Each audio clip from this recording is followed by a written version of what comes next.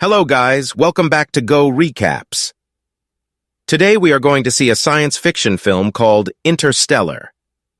In movie opening scene, an Air Force pilot named Cooper flies through the skies when suddenly his jet loses all of its power. Cooper awakens from his dream, and his daughter Murph talks to him about ghosts. Murph asks if her father dreamt about the plane crash again, but Cooper doesn't want to talk about it. Cooper's father-in-law Donald calls the children to the table for breakfast.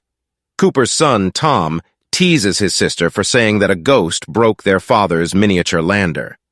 Cooper reminds Murph that ghosts aren't real, but challenges her to make a believable case to prove her theory. The adults make their way outside to talk about the spreading disease named blight affecting the farms. Cooper and the kids leave their home, and on their way to school, they blow a tire. Cooper orders Tom to patch up the tires while he and Murph talk. A military drone passes above them, and Cooper hurries the children inside. They follow the drone despite having a flat tire passing through the cornfields. Tom assumes control of the vehicle while his father scrambles for his equipment. Cooper is preoccupied with trying to capture the drone, not realizing they're at the edge of a cliff. Cooper successfully hacks the drone, and he lands it with Murph's help. With no military for the drone to serve, Cooper intends to give it a better purpose. They arrive at school. Tom leaves for class while Murph stays in the car. Cooper attends a parent-teacher conference where the principal expresses Tom's potential of being a great farmer someday. But Cooper wants Tom to go to college and argues that taxpayer money should fund the university since there are no more armies. The country, however, doesn't need any more college-educated people. They need farmers to help the worldwide famine. Next, Murph's teacher shows concern over her interest in the moon landing. The moon landing is now considered a fake, and Murph shouldn't focus on such things. When the teacher calls the so-called breakthroughs of society useless, Cooper argues that if those useless breakthroughs like the MRI were still being produced, his wife would still be alive. The teacher apologizes and asks for Cooper's help concerning Murph's behavior. Cooper says he'll handle it by taking her to a baseball game. Cooper returns to the car and tells Murph she's suspended. They head back to the farm where the tractors have gone haywire. In Murph's room, they find books all over the floor. Murph says it's the ghost communicating through Morse code, but Cooper disagrees. Later that day, Cooper fixes the tractors, but the reason they malfunctioned remains a mystery. He and Donald reminisce about the old days when there was an innovation every day. Donald likes the world's current peaceful situation, but he worries about Cooper's unrelenting dream of space travel. At the baseball game, Tom agrees to take care of the farm in the future. Suddenly, sirens start wailing, bringing a sandstorm to the people's attention. Everyone doesn't seem too alarmed, and they leave in an orderly fashion. The family drives back to their home when Murph realizes that she left the window open. She and Cooper run up to close it. As the dust settles, Cooper observes the strange pattern on the floor. The next day, Murph finds her father in her room. Cooper throws a coin that quickly drops to the floor. He smiles, saying that the ghost in Murph's room is gravity all along. Realizing that the sand is communicating through binary, the father-daughter duo pulls out a map to mark the coordinates given by the sand. Cooper prepares to head to the location, refusing to let Murph go with him. But Murph stows away by hiding under the blankets, forcing Cooper to let her join. Night arrives, and Cooper drives carefully around the unknown area. He exits the vehicle to cut down the gate blocking them. A flashlight turns on, and a voice threatens Cooper before tasing him. Inside the protected area, Cooper wakes up and gets interrogated by TARS, a tactical robot. Dr. Amelia Brand enters the room, introducing herself to Cooper, who's familiar with another Professor Brand. Amelia leads Cooper to a conference room where his daughter mingles with the elderly crowd. There he reconnects with Professor Brand. Cooper explains how they found the hidden base vaguely until Murph blurts out that gravity led them there. Cooper refuses to say more unless their safety is guaranteed. They laugh at him as they reveal their NASA. Behind the walls is a group of engineers working on a rocket ship. Professor Brand explains how society doesn't support funding for space exploration anymore because of the famine. However, they've transitioned their efforts to finding a solution to the food shortage. Different crops get affected by the blight disease each year. Wheat and potatoes are no longer grown, and they expect corn to be the next to fall. The blight consumes the oxygen on Earth. Thus, Professor Brand predicts that Murph's generation will be the last to survive. NASA has no plan to save the world, but they plan to leave it. Professor Brand introduces Cooper to Project Endurance, the final addition to the Lazarus missions. The Lazarus missions are Earth's last expedition in hopes of finding a habitable planet.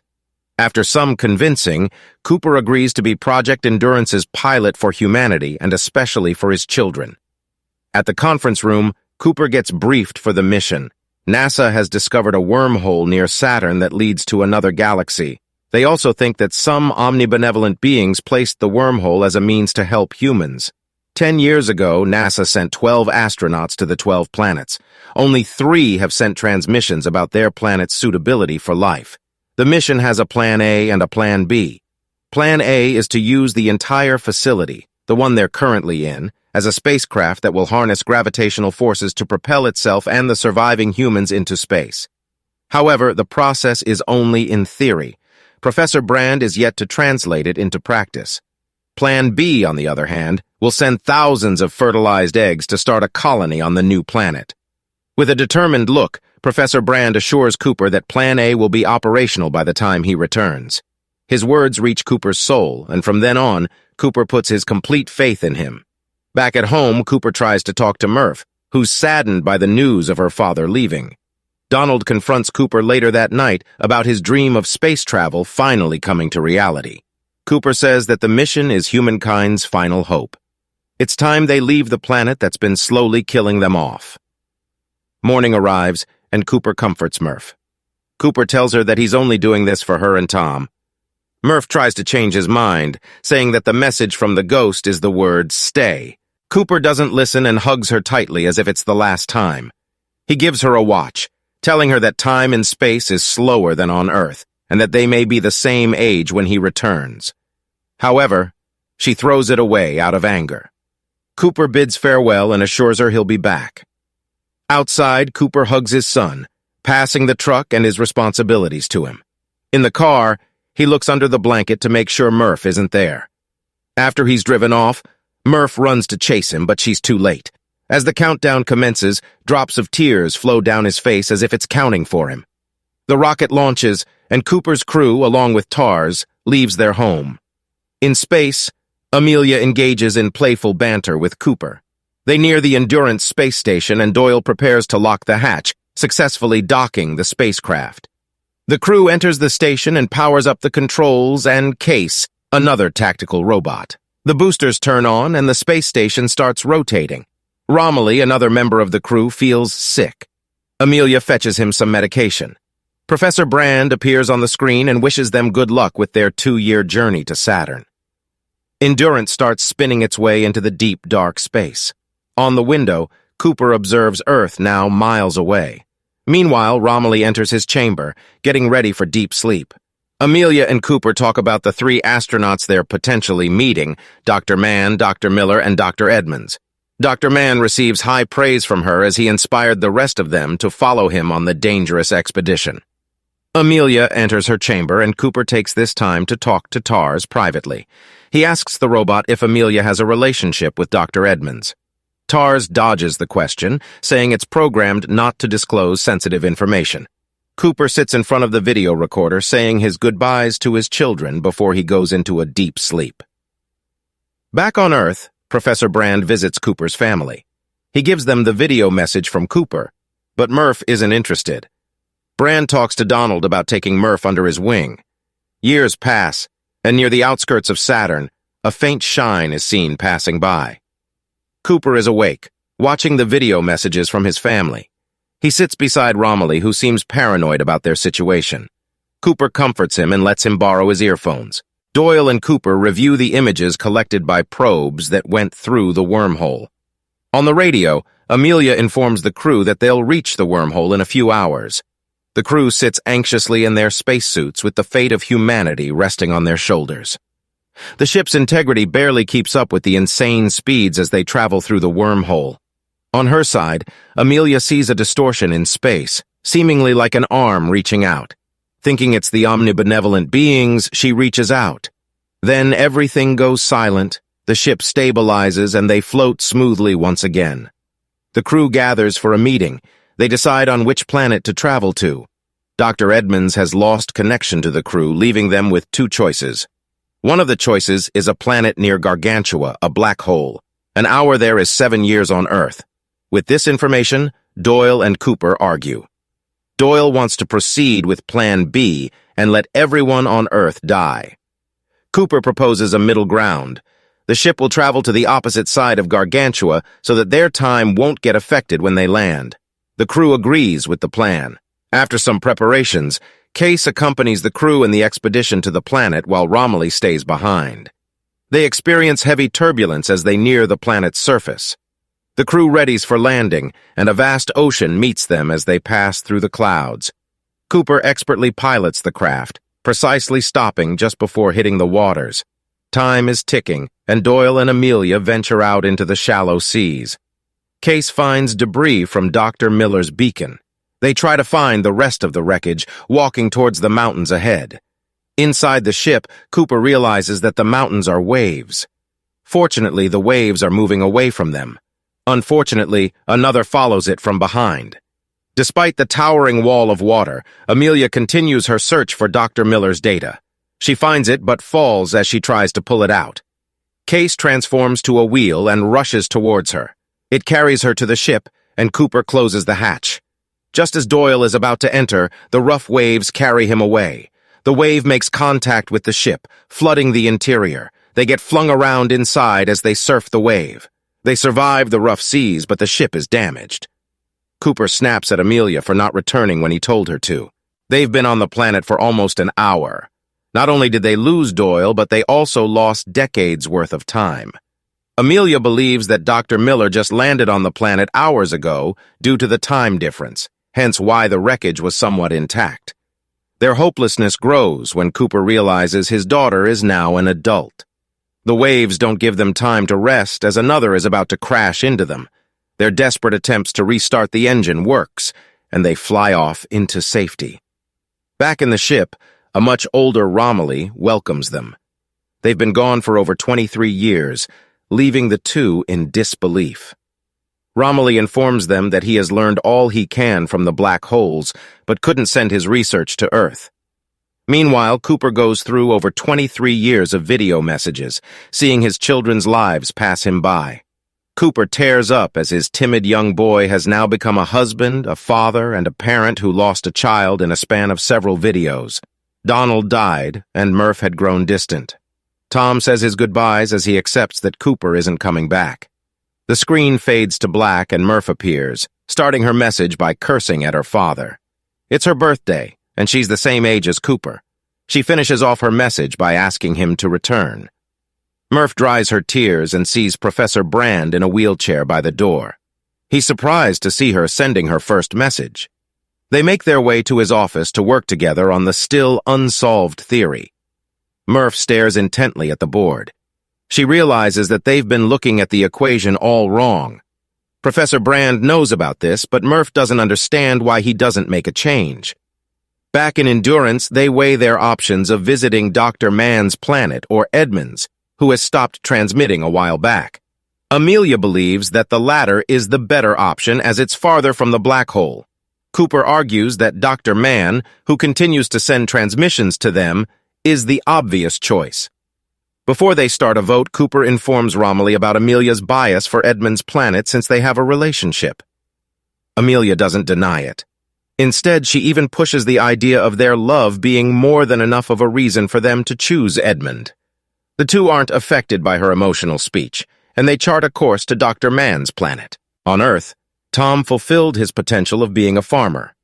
He burns a line of crops to stop the blight from spreading. Murph visits Tom and his wife, Lois.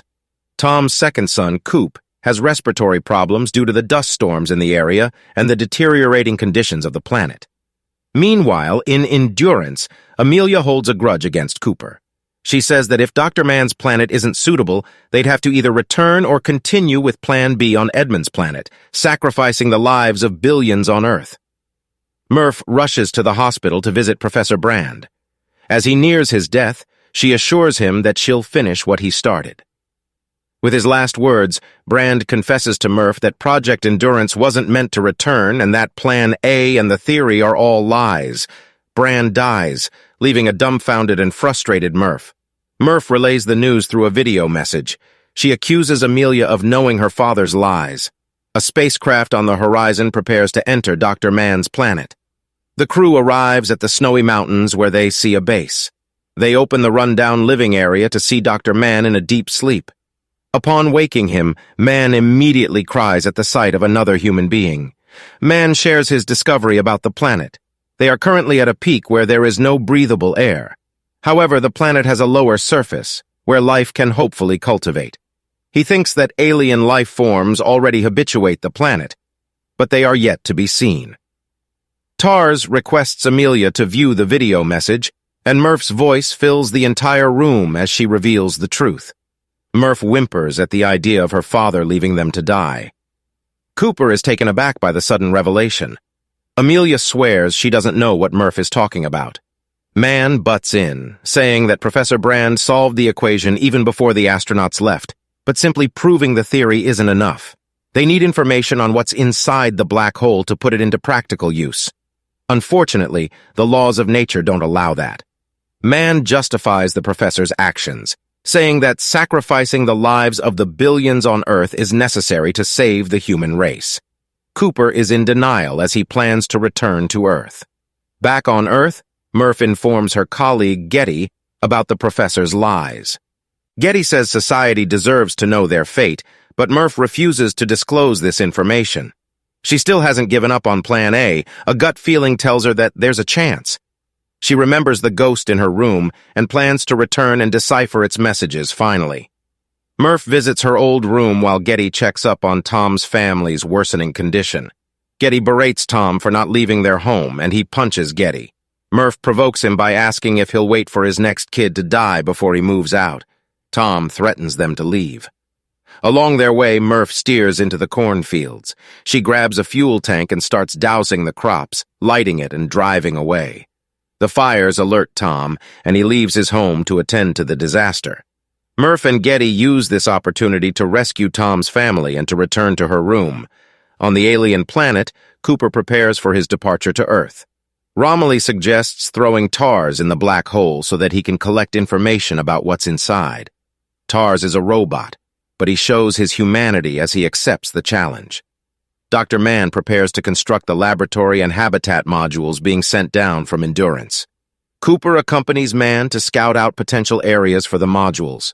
On their journey, Mann converses with Cooper about how the survival instincts of humans allow them to push themselves beyond their capabilities. And as a father, that instinct strengthens because of his children. Their conversation grows odder by the second, and they find themselves at an edge looking below an abyss.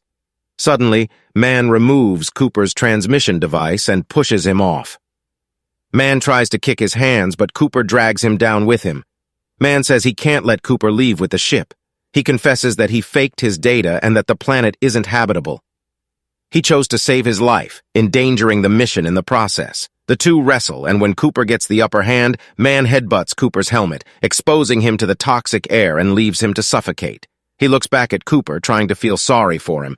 Cooper crawls his way to a transmission device and shouts for Amelia. Case and Amelia fly towards Cooper. They arrive right on time, and Amelia runs to save him. They board the ship, and Cooper reveals Mann's lies. Meanwhile, Romilly starts to modify Tars. When he looks into the data of Dr. Mann's tactical robot, he senses that something's wrong. He hears Amelia calling on the radio, but an explosion occurs. In the distance is Dr. Mann, surprised by what happened. He turns on his comms to hear Cooper alive with Amelia. Cooper and Amelia see the devastation, and within the flames, Tars appears. Tars boards the ship and breaks the news of Romilly's death. Simultaneously, Dr. Mann boards the ship, planning to desert the crew. Cooper communicates with him, but he doesn't respond. Case informs the crew that the auto-docking procedure on board the vessel is disabled. It'll take a miracle for Dr. Mann to board Endurance successfully.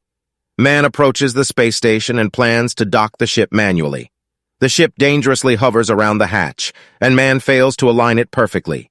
Despite the blaring alarms, he still plans to open the hatch. Cooper and the crew approach Endurance.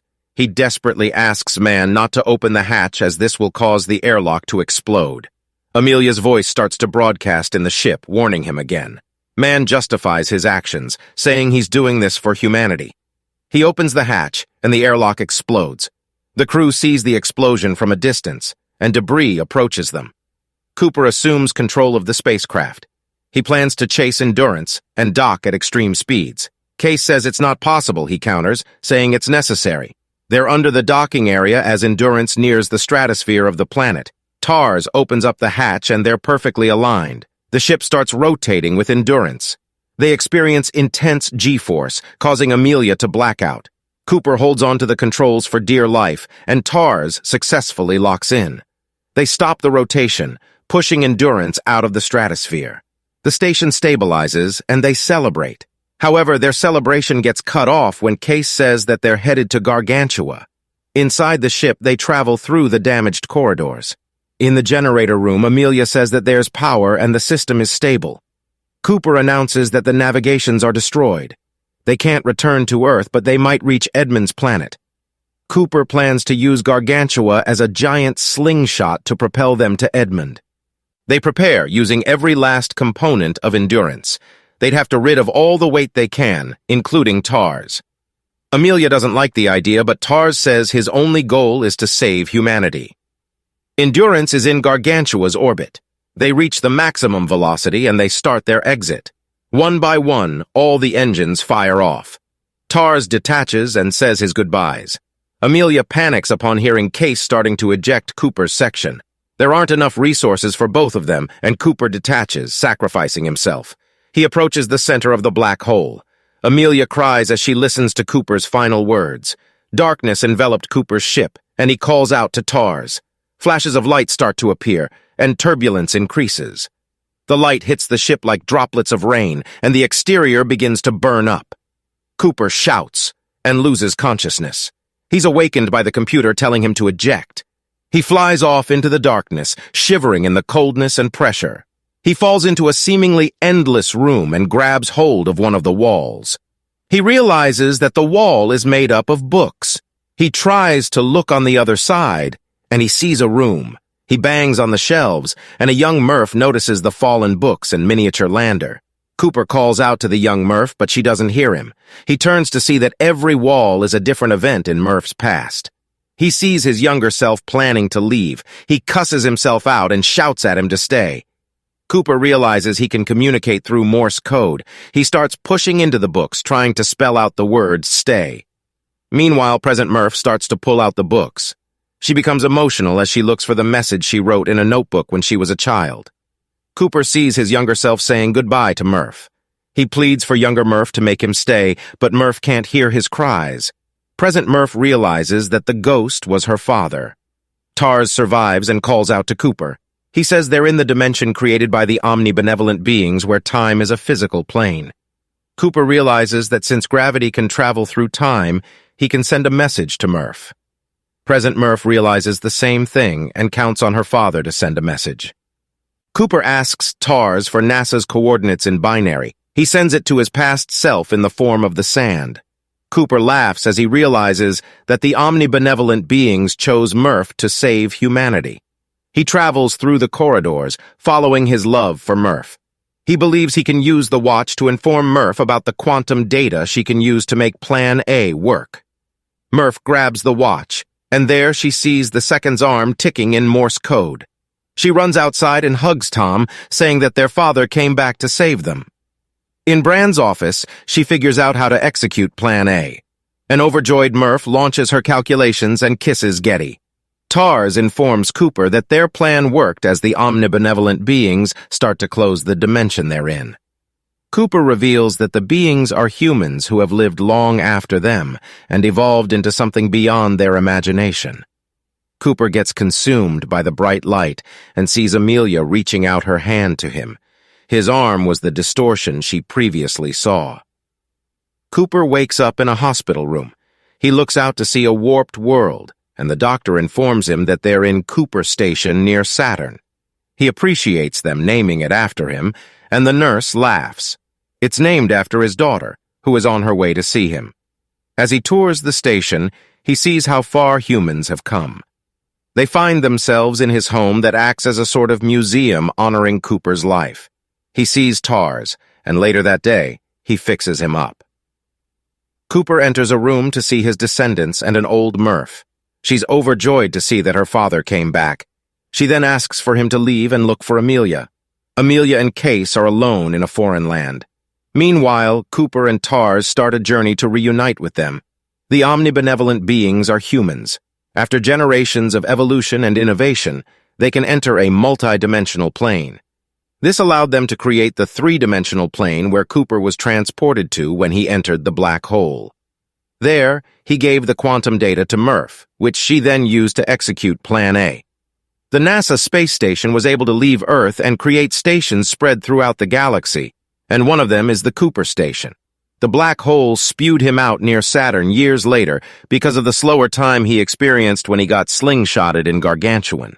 Cooper then meets a much older Murph, who tells him to find Amelia. Amelia just landed on Edmund's planet due to time relativity, probably thinking that she's humanity's last hope, not knowing that humanity has sent out Cooper to find her.